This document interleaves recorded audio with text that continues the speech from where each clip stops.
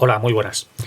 Esta semana, mirando un mando a distancia, mi amigo Roberto y yo vimos que tenía un botón que ponía OK, como muchos otros mandos a distancia. Lo que pasa es que este OK estaba separado por puntos, o punto K punto. Y Roberto me dijo, anda, qué curioso, está separado por puntos. Lo cual me recordó que el origen de OK es bastante curioso. He ido a buscarlo para confirmar mi teoría y resulta que hay muchísimas teorías para explicar cuál es el origen de la expresión OK. Una de ellas, una de las teorías, es que tiene un origen indígena norteamericano, que provendría de la palabra oque, que en la lengua, una de las lenguas norteamericanas, significa sí. También podría ser del griego, porque oka podría ser la inicial de la expresión hola kala en griego, o la que yo creía, que en la Segunda Guerra Mundial en los aviadores del Pacífico, cuando volvían de una misión sin que hubiesen tenido ninguna baja, hablaban de zero kills, es decir, cero bajas, no habían tenido ningún muerto, y lo acabaron abreviando como OK. En cualquier caso, es una frase anglosajona, una expresión anglosajona norteamericana que hemos acabado utilizando en todo el mundo. Y qué curioso que no tenga un origen claro, ¿verdad? Siendo que lo usamos mucho. Bueno, no es la única palabra con la que pasa. Bienvenidos seáis todos al capítulo número 14 del podcast del Búho.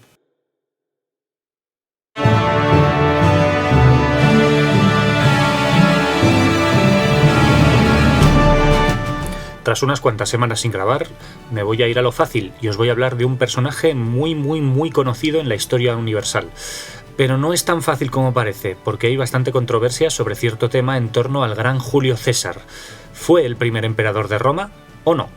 Vamos a ver qué entresijos podemos encontrar en la vida de este gran genio militar que conquistó las Galias en 10 años y se quiso meter en el bolsillo a todo el Imperio Romano.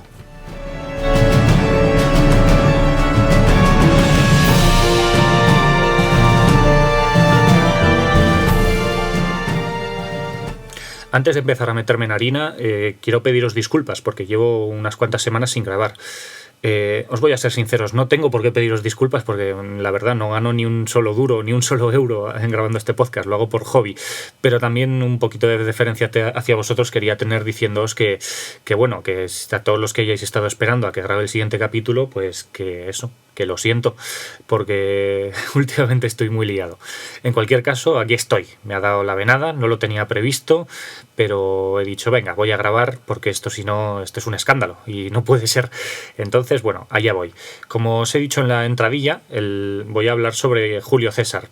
Hay bastante controversia en torno a este personaje, por lo menos en cuestiones historiográficas, porque, claro, muchos lo consideran como el primer emperador de Roma. Pero, claro, es que emperador de Roma como tal, todavía ese concepto no existía. Se podría decir que Julio César fue el primero que dio un paso más allá para intentar convertirse en un poder, valga la redundancia, todopoderoso dentro del gobierno romano. Porque sí, Roma empezó a ser un imperio en torno al año 39 o 40 antes de Cristo.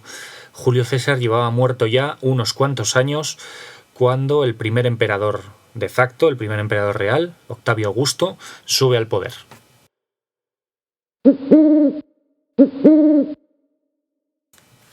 Lo bueno del idioma latino, del idioma que hablaban los romanos, es que es la base del nuestro. Prácticamente hablamos una especie de latín extraño y un poco mezclado con otras lenguas. Y bueno, la palabra emperador viene del latín imperator. Un imperator es aquel que ejerce el imperium. ¿Pero qué era el imperium en la época romana? Bueno, os explico esta etimología porque me parece bastante curioso, y es que todos los generales que guiaban ejércitos eran emperadores en aquella época. Todo aquel que poseía el poder militar, el poder ejecutor, era imperator, tenía imperium. ¿Quiénes eran, por lo tanto, los emperadores antes de que Julio César o más adelante, como ya he dicho, Octavio Augusto tomasen ese tipo de nombre para considerarse como un poder absoluto? Bueno, pues digamos que los imperatores o los que ejercían el imperium eran aquellos generales que eran elegidos cada año para guiar los ejércitos. Había en un principio en la República Romana, ¿vale? Digamos que entre el siglo V y el siglo I antes de Cristo. Roma era una república, y en la República Romana, como decía, había 4 emperadores, 4 personas que ejercían un poder militar. El primero, había 2 primero que eran cónsules, que además del poder de imperium ejercían un poder político, y luego estaban los pretores, que simplemente guiaban ejércitos y no tenían un poder de decisión política. Cada año Roma elegía 2 cónsules y 2 pretores. Hubo muchísimas excepciones, como procónsules que extendían su mandato, etc. En cualquier caso, el concepto de imperium siempre estuvo ligado a lo militar. Y bueno, me preguntaréis, entonces de repente un día Julio César se levantó de la cama y dijo: voy a tomar un imperium vitalicio y conseguir el poder de Roma militar para siempre. No, es un proceso mucho más largo. Es un proceso que empieza en el siglo II antes de Cristo con un político, un cónsul llamado Mario.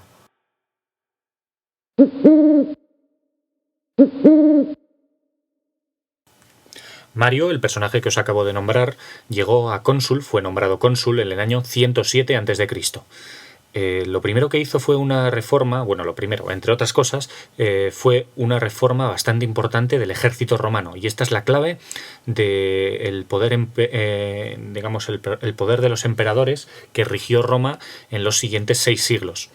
Y bueno, como decía, este cónsul Mario hizo la siguiente reforma. Hasta entonces al ejército solamente iban los propietarios de tierra, aquellos que podían pagarse, una plaza en el ejército. Mario decidió que no. Mario decidió que el ejército lo podían no solo los propietarios, sino los proletarios, los que podían ir a formar filas en el ejército y luchar por Roma. Fijaos otra vez que estamos ante 2 palabras latinas, propietario y proletario.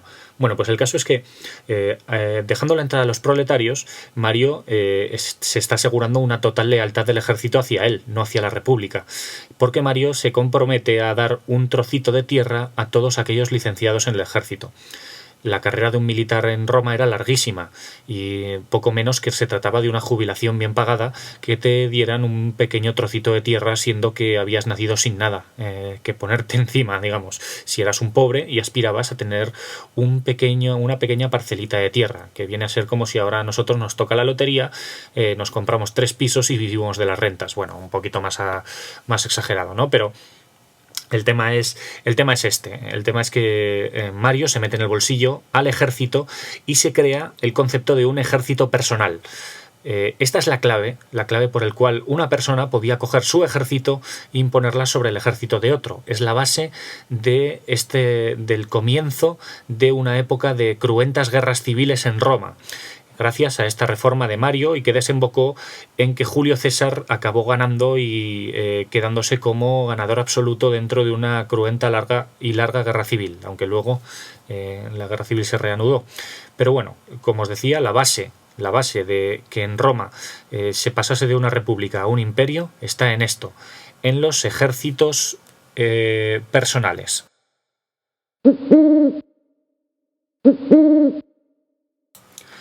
Esto me acaba de recordar una anécdota.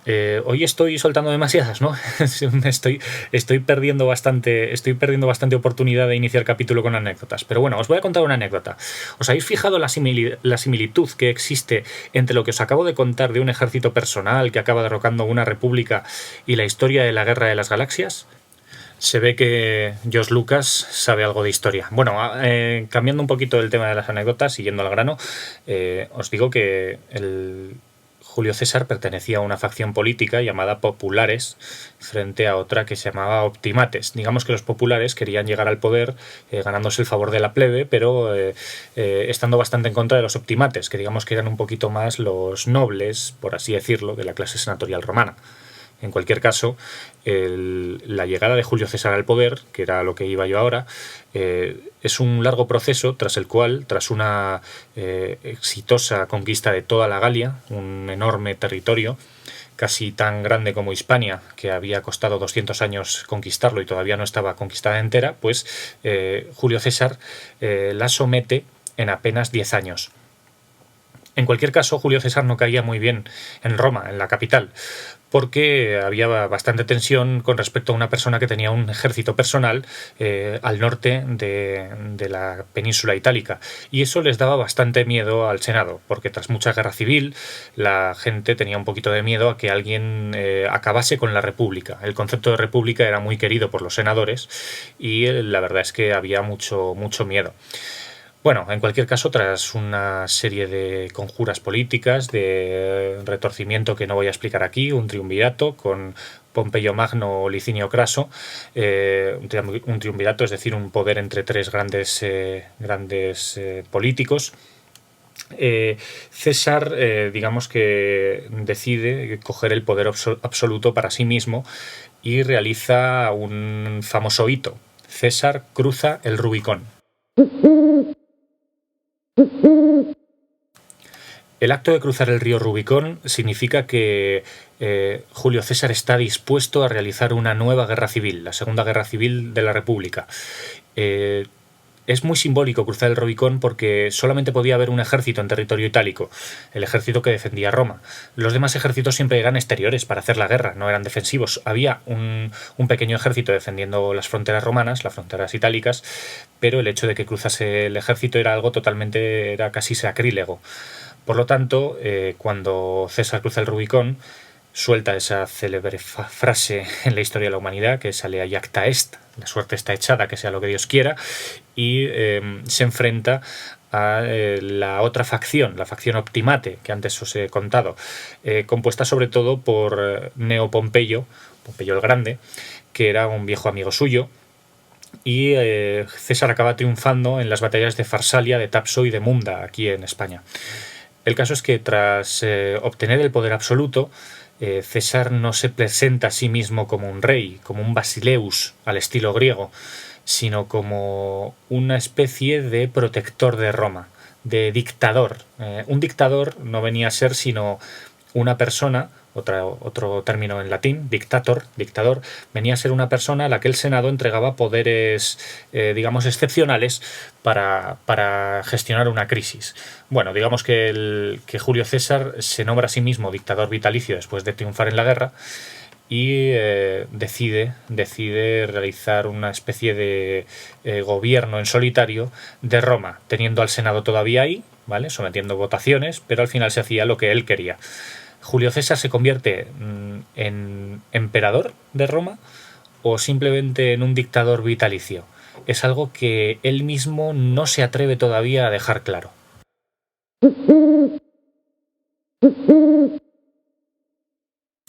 Y aquí entra el debate del que os he hablado nada más empezar este capítulo. Y es que Julio César se le considera por muchos el primer emperador de Roma. Se sentó en una silla, él solo, a mandar al resto de gente lo que tenían que hacer. Eso, en mi pueblo y en el de todos los demás, es un emperador, o por lo menos un jefe único. Lo que ocurre es que en Roma era una sociedad en la que había que guardar mucho las formas. Y Julio César no se atreve a eliminar los símbolos. De hecho, los emperadores romanos no eliminan el Senado, nunca. Hasta muy avanzado el imperio, siglos después de la muerte de Cristo, el Senado no desaparece como tal. La verdad es que el Senado sigue existiendo. Y Julio César no se iba a atrever a eliminar el Senado porque necesitaba a los senadores. Era un hábil político Julio César, era un militar excepcional, pero también un hábil político y supo que no tenía que eliminar a los senadores. Es por eso que precisamente los senadores conjuran, los senadores deciden acabar con él. Deciden que esto no puede ser, que no pueden convertir su sueño anhelado de la República y que tantos beneficios les daba, la verdad, su sueño anhelado de la República termine porque un militar haya dado un golpe de Estado y decida imponerse a toda la legalidad. Claro, aquí tenemos siempre entre si Julio César fue bueno o fue malo. Olvidaos de juzgar a la gente por bueno o malo, por lo menos en épocas que no podemos juzgar como una mentalidad muy similar a la nuestra. La religión era totalmente diferente, la cultura también. No juzgamos a Julio César como bueno o malo. Al fin y al cabo, Julio César tenía una ambición y dio un golpe para conseguirlo. Emperador o no, Julio César había firmado su sentencia de muerte en el momento en el que se sentó en el trono, entre comillas, de la República de Roma.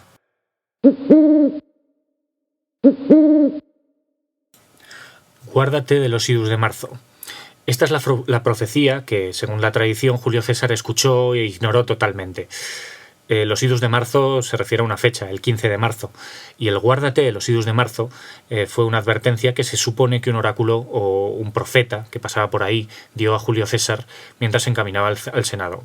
La verdad es que Julio César le dio un poquito igual, eso es lo que dice la tradición, pero yo más que una profecía lo consideraría un rumor del que se enteró César y del que prefirió ignorar, por vete a saber qué. No se sabe realmente cuáles fueron los motivos por cual los senadores mataron a César. Obviamente porque había obtenido el poder absoluto de la República y eso no hacía gracia. Pero se dice que podría haber otros motivos no tan nobles, no tan legales. En cualquier caso, uno de los hitos de la historia, uno de los acontecimientos más célebres es la muerte de Julio César a manos de los senadores. De todas formas, la mecha llevaba encendida más de un siglo. El hecho de que la República Romana tenía que irremediablemente convertirse en un imperio que copiaba a los imperios griegos, como el de Alejandro Magno. Y los emperadores, a partir de entonces, a partir de la existencia de Julio César, acabaron por imponerse sobre el modelo republicano oligárquico, es decir, de gobierno de unos pocos privilegiados. En cualquier caso, Julio César no acabó con la guerra civil. Muerto Julio César, no había muerto la rabia. El caso es que una nueva guerra civil comenzó porque el testamento de Julio César fue muy, muy, muy extraño.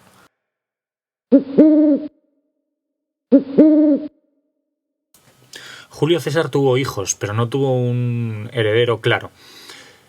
¿Cuál fue la gran sorpresa de todo el mundo cuando, muerto Julio César en el año 44 a.C., vemos que Julio César declara heredero a un sobrino, a un crío de 17 años que adopta como hijo suyo y que se llama Octavio. Este Octavio, de la familia Julia, igual que Julio César, como digo, era, si mal no recuerdo, hijo de su hermana y tenía la peculiaridad de que no había sido llamado a ser el sucesor de César. En cualquier caso, se da la casualidad de que en ese momento, a 50 kilómetros de Roma, más o menos, en una villa propiedad de César, Octavio, este chaval de 17 años, se encuentra con el ejército en Roma, con el ejército de Julio César, perdón, el ejército personal de Julio César. Y cuando se conoce el testamento, este ejército lo aclama como sucesor.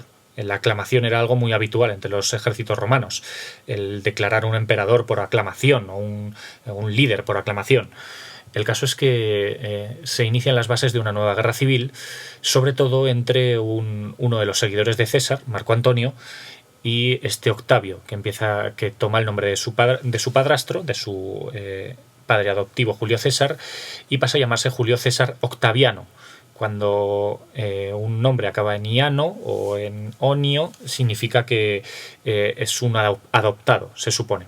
Bueno, este Octaviano, tras una cruenta guerra civil y después de la victoria de la batalla naval de Actium, consigue ganar a Marco Antonio y se establece prácticamente ya como el único emperador de Roma, como el primus inter pares, el primero entre iguales, una serie de títulos que lo invisten como el auténtico emperador del nuevo y recién fundado Imperio Romano.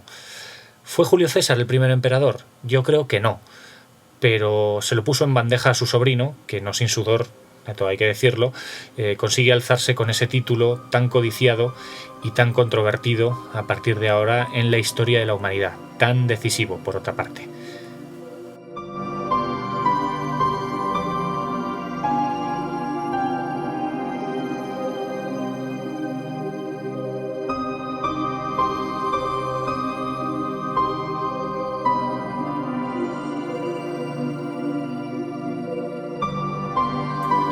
Espero que os haya gustado el capítulo, aunque creo que ha resultado un poquito tostón. Espero no haberos aburrido demasiado. Bueno, si queréis darme vuestra opinión, me la podéis dar. El podcastdelbúho@gmail.com o el podcastdelbúho.com. Y bueno, los típicos grupos de Facebook, bueno, todo eso supongo que podéis llegar a encontrarlo si buscáis un poquito. Bueno, nada más. Un abrazo y nos vemos en el siguiente capítulo. Vaya usted a saber cuándo, ¿no? Pero nos veremos en el siguiente capítulo. Hasta luego.